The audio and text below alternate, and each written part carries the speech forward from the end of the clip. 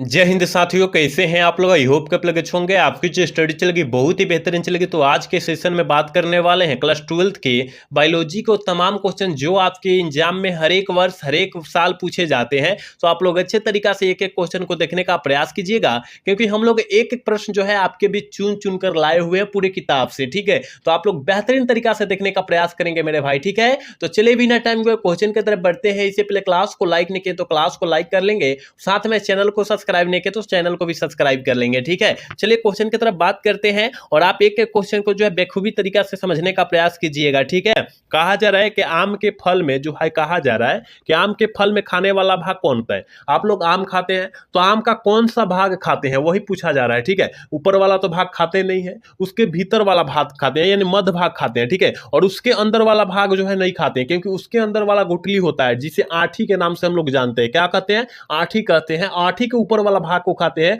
और उसके ऊपर वाला भाग जो होता है छिलकैया होता है, जिससे हम लोग नहीं खाते हैं। ठीक है, तो आपको जो है बेहतरीन तरीका से हम समझाने का प्रयास करेंगे और आज समझने का प्रयास कीजिएगा। ठीक है, चलिए अगला क्वेश्चन, यानी 2 नंबर क्वेश्चन में कहा जा रहा है द्विखंडन एक प्रकार का क्या है, जल्दी से बतलाइए ना।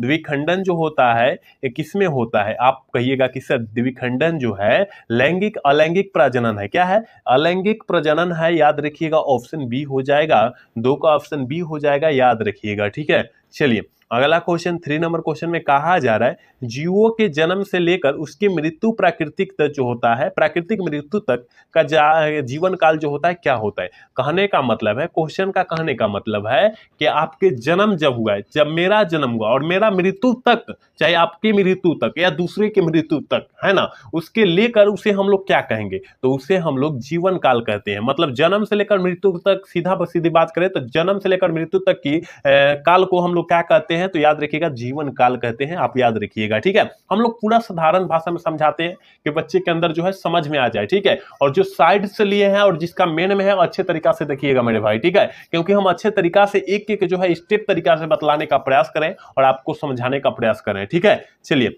अगला क्वेश्चन 4 नंबर क्वेश्चन में कहा जा रहा है कि रात में खिलने वाले पुष्प साधारण होते हैं।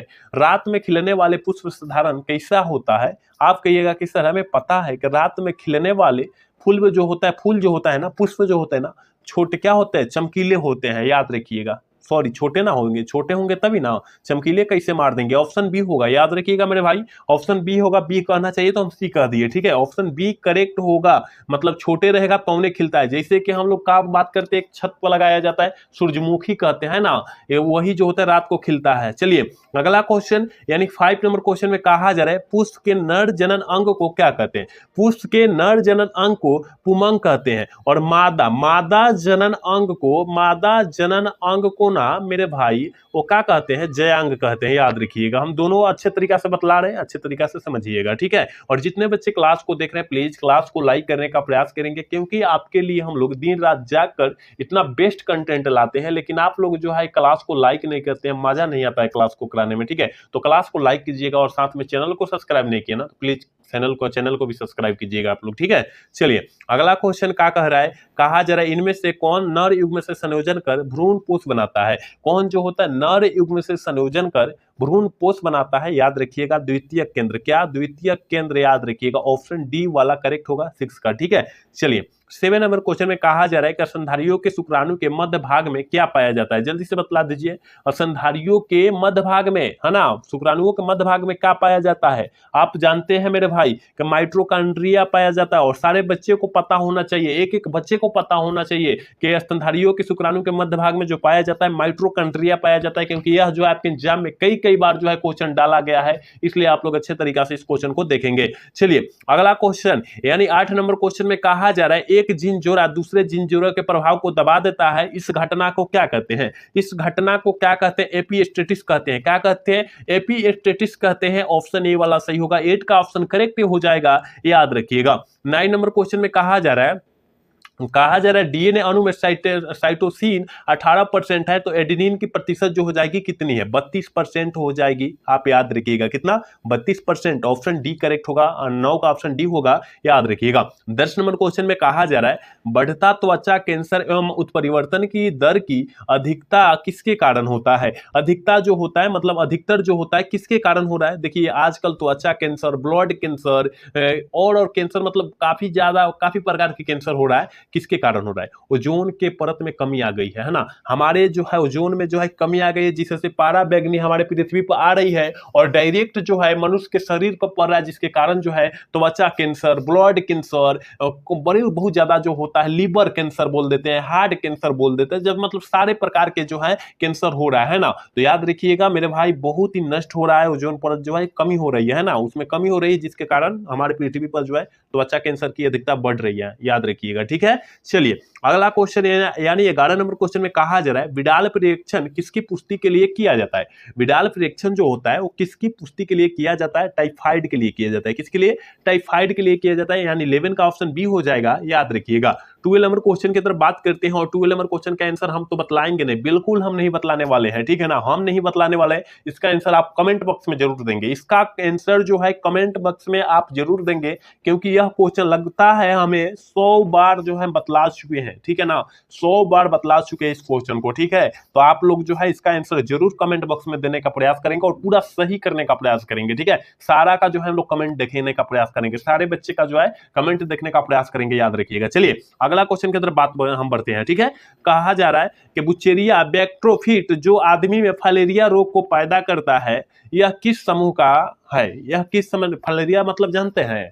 फाइलेरिया रोग मतलब जानते हैं, जिसका जो है देखना किसी किसी का गोड़ जो होता है, पैर जो होता है, हाथ जो होता है बहुत मोटा हो जाता है, फूलकर जो होता है, सूजकर जो होता है, मोटा हो जाता है, जिसके कारण उसे फाइलेरिया रोग कहते हैं, है ना, हाथी पांव रोग कहते हैं उसे, ठीक है। तो हाथी पांव रोग या फाइलेरिया रोग एक ही रोग को कहा जाता है, क्योंकि मोटा हो जाएगा, हाथी जैसा गोर हो जाएगा, हाथी जैसा हाथ हो जाएगा, तो उसमें जो है क्या होगा? फाइलेरिया रोग हो गया है ना, हाथी पांव रोग हो गया है, याद रखिएगा। तो किसके कारण होता है? तो याद रखना है मेरे भाई, वो जो होता है हेलमिंथ के कारण होता है। एक मच्छर जो होता है काट लेता है, उसके अंदर हेलमिंथ चल जाता है, हेलमिंथ चल जाता है, जिसके कारण वो जो है फाइलेरिया रोग पैदा हो जाता है, ठीक है, याद रखिएगा।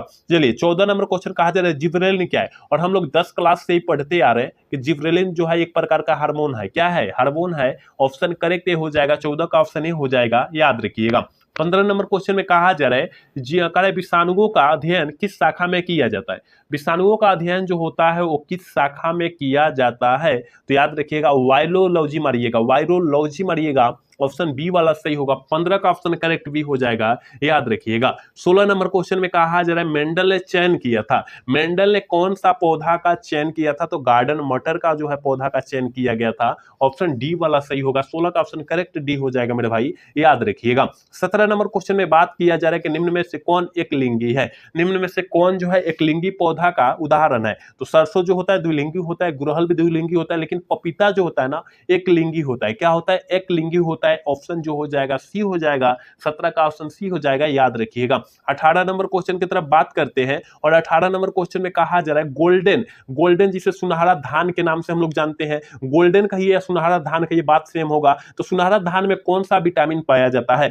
B12 विटामिन पाया जाता है, याद रखिएगा, ऑप्शन ए वाला सही होगा। 18 का ऑप्शन ए टिक करेंगे, याद रखिएगा। 19 नंबर क्वेश्चन में कहा जा रहा है निम्न में से कौन आहार श्रृंखला सही है? आहार श्रृंखला का सही क्रम है, याद रखिएगा, घास को गेहूं नहीं खा सकता, ये तो गलत है। घास को बकरी खा सकती है और बकरी को शेर, यानी बी ऑप्शन करेक्ट हो जाएगा, ठीक है, ऑप्शन बी सही हो जाएगा, क्योंकि घास को बकरी खाती है और बकरी को जो होता है शेर खा जाता है, ठीक है ना, याद रखिएगा। या मनुष्य भी रहता तो हो जाता है, क्योंकि मनुष्य भी बकरी को खाता है ना, तो याद रखिएगा ऑप्शन बी वाला करेक्ट हो जाएगा, ठीक है। चलिए 20 नंबर क्वेश्चन कहा जा रहा है सल्फर डाइऑक्साइड प्रदूषण का जो होता है सूचक जल्दी से बतला दीजिए, कौन है? सल्फर डाइऑक्साइड का प्रदूषक सूचक जो है कौन है? आप याद रखिएगा लाइकेन है। क्या है? लाइकेन है, ऑप्शन बी वाला सही होगा। जितने बच्चे अपनी क्लास को देख रहे हैं प्लीज क्लास को लाइक नहीं किए तो क्लास को लाइक करने का प्रयास करेंगे, क्योंकि आपके लिए दिन रात जागकर मेहनत किया जा रहा है, लेकिन आप लोग क्लास को लाइक नहीं कर रहे हैं, प्लीज आप लोग करने का प्रयास करेंगे, ठीक है। चलिए अगला क्वेश्चन के अंदर बात करते हैं और 21 नंबर क्वेश्चन में कहा जा रहा है विश्व पर्यावरण दिवस कब मनाया जाता है? विश्व पर्यावरण दिवस जो है हर वर्ष कब मनाया जाता है? तो याद रखिएगा 5 जून को हर वर्ष जो है क्या पर्यावरण दिवस मनाया जाता है, याद रखिएगा। चलिए अगला क्वेश्चन यानी 22 नंबर क्वेश्चन में कहा जा रहा है कि रेड डाटा पुस्तक में किस प्रकार के जीवों की सूची रखी है, मतलब किस प्रकार के जीवों की सूची रखी गई है, तो आप जानते हैं विलुप्त प्रजातियां का, किसका, विलुप्त प्रजातियां का सूची रखी गई है। ऑप्शन बी वाला सही होगा, 22 का ऑप्शन करेक्ट भी हो जाएगा, याद रखिएगा आप लोग। चलिए बी कैसे हो जाएगा मेरे भाई, दुर्लभ भी होता है, हो जाएगा, संकटग्रस्त ऑप्शन डी होगा मेरे भाई, ऑप्शन डी होगा, 22 का ऑप्शन डी होगा, याद रखिएगा। ऑल ऑफ दीज हो जाएगा, 22 का ऑप्शन ऑल ऑफ दीज मारिएगा, क्योंकि दुर्लभ प्रजातियां भी होती है, विलुप्त प्रजातियां भी होती है, संकटग्रस्त प्रजातियां होती है, इसलिए आप लोग डी मारिएगा, याद रखिएगा, ठीक है। चलिए अगला क्वेश्चन की तरफ बात करेंगे और 23 नंबर क्वेश्चन कहा जा रहा है, इनमें से कौन भारतवर्ष में जैव विविधता का हॉट स्पॉट है, जैव विविधता का जो है इनमें कौन जो है हॉट स्पॉट के नाम से जाना जाता है, पश्चिमी घाट, याद रखिएगा, पश्चिमी घाट मारिएगा, ऑप्शन जो हो जाएगा सी वाला करेक्ट होगा, याद रखिएगा। 24 नंबर क्वेश्चन में कहा जा रहा है पारिस्थितिक तंत्र में ऊर्जा का मुख्य स्रोत क्या होता है, पारिस्थितिक तंत्र में ऊर्जा का मुख्य स्रोत जो होता है वो क्या होता है, याद रखिएगा, सूर्य होता है, आपको पता होनी चाहिए, ऑप्शन सी बी वाला करेक्ट होगा, याद रखिएगा। 25 नंबर क्वेश्चन में कहा जा रहा है निम्न में से कौन कीटभक्षी पौधा है, निम्न में से कौन जो है कीटभक्षी पौधा का उदाहरण है, तो याद रखिएगा ड्रोसरा भी है, नेफोथिस भी है, इसलिए ऑप्शन सी वाला सही कीजिएगा, ए और बी दोनों सही कीजिएगा, याद रखिएगा। 26 नंबर क्वेश्चन में कहा जा रहा है द्वितीयक उत्पादकता से संबंधित है, द्वितीयक उत्पादकता से संबंधित जो है कॉमन है, तो आप जानते हैं मेरे भाई कि द्वितीयक उत्पादकता से संबंधित जो हो जाएगा क्या हो जाएगा, शाकाहारी हो जाएगा, है ना, क्योंकि देखिए मान लीजिए कि पहला जो होता है हरा पेड़ पौधा हो जाता है, जैसे कि घास हो जाता है, जैसे कि साग हम लोग बोलते हैं भोजपुरी भाषा में और बिहारी भाषा में हम लोग साग बोलते हैं, और साग को हर एक व्यक्ति जो है सेवन करता है, तो साग जो हो जाएगा प्रथम हो जाएगा, और द्वितीय जो हो जाएगा साग को कौन खाएगा, हम लोग खाएंगे, बकरी खाएगी, है ना, घास को बकरी खाएगी तो बकरी ना हो जाएगी, तो ये इसलिए शाकाहारी बोला जाएगा, ठीक है, याद रखिएगा। हम लोग ना तृतीयक में आते हैं, हम लोग किस में आते हैं, तृतीयक उपभोक्ता में आते हैं, क्योंकि हम लोग तृतीयक चीज को ना खाते हैं, जैसे कि पहले घास प्रथम हो जाएगा, द्वितीय जो हो जाएगा बकरी हो जाएगी, और तृतीय जो हो जाएगा शेर और हो जाएगा, चाहे हम लोग आ जाएंगे उसमें, ठीक है, क्योंकि बकरी को हम लोग खाते हैं ना, खोसी को सारे बच्चे खाते हैं ना, तो याद रखिएगा। चलिए अगला क्वेश्चन 27 नंबर क्वेश्चन में कहा जा रहा है गेंडा अभ्यारण्य किस राज्य में अवस्थित है, गेंडा अभ्यारण्य किस राज्य में अवस्थित है, असम राज्य में अवस्थित है, याद रखिएगा, ऑप्शन करेक्ट होगा, याद रखिएगा। 28 नंबर क्वेश्चन में कहा जा रहा है कि पारिस्थितिक तंत्र में ऊर्जा का प्रवाह आहार श्रृंखला के अंतर्गत होता है, कैसा होता है, एक दिशीय होता है, कैसा होता है मेरे भाई, एक दिशीय होता है, 28 का करेक्ट ऑप्शन ये होगा, याद रखना होगा। 29 नंबर क्वेश्चन कहा जा रहा है गेंडा टीडा क्या है, टीडा जो है क्या है, आप जानते हैं कि टीडा जो है वो उत्पादक होता है, और उत्पादक को जो है हम लोग प्राथमिक उपभोक्ता भी बोलते हैं, इसलिए ऑप्शन ए और बी दोनों हो जाएगा, ऑप्शन सी वाला सही कर लेंगे, याद रखिएगा। चलिए 30 नंबर क्वेश्चन में कहा जा रहा है पहली ट्रांसजेनिक फसल थी, पहली ट्रांसजेनिक फसल जो थी वो कौन थी, आप जानते हैं तंबाकू थी मेरे भाई, कौन थी, तंबाकू थी, इसलिए आप लोग 30 का ऑप्शन डी लगाइएगा, बिल्कुल सही हो जाएगा, याद रखना है। चलिए 31 नंबर क्वेश्चन में कहा जा रहा है किसी भी जनसंख्या में उपस्थित समस्त जीन एवं उसके अलील कहलाते हैं, उसके अलील जो होते हैं वो क्या कहलाते हैं, याद रखिएगा। 31 का ऑप्शन जो हो जाएगा क्या हो जाएगा, ये हो जाएगा जीन कोष कहते हैं उसे, ऑप्शन करेक्ट ए वाला टिक करेंगे, याद रखिएगा। अगला क्वेश्चन 32 नंबर क्वेश्चन में कहा जा रहा है प्रतिबंध एंजाइम की खोज की, प्रतिबंध एंजाइम की खोज जो है कौन किए थे, स्मिथ और नाथम्स ने किए थे, याद रखिएगा, नाथ नंस ने किए थे, याद रखिएगा, ऑप्शन ए वाला करेक्ट होगा, याद रखना होगा आपको। चलिए अगला क्वेश्चन 33 नंबर क्वेश्चन में कहा जा रहा है मिट्टी को उपजाऊ बनाने के लिए सहायक होता है, मिट्टी को उपजाऊ बनाने के लिए सहायक जो होता है जैविक खाद, और जैविक खाद का मतलब होता है पशुओं का मलमूत्र, जैसे कि भैंस गाय जो होती है ना,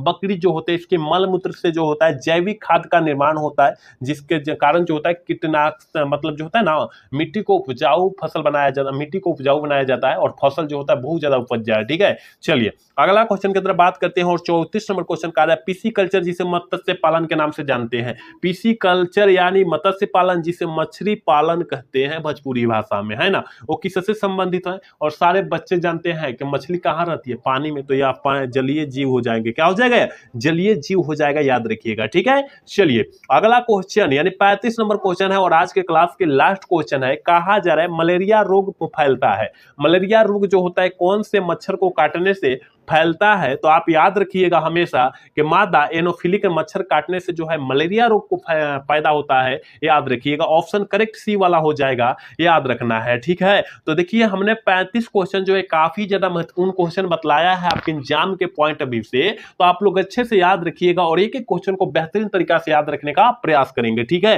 तो आज का क्लास जो है कैसा लगा, अगर अच्छा लगा होगा तो चैनल को सब्सक्राइब और वीडियो को लाइक करना तो भूलिएगा। मिलते हैं अगला सेशन में। जय हिंद, जय भारत, टाटा, बाय बाय।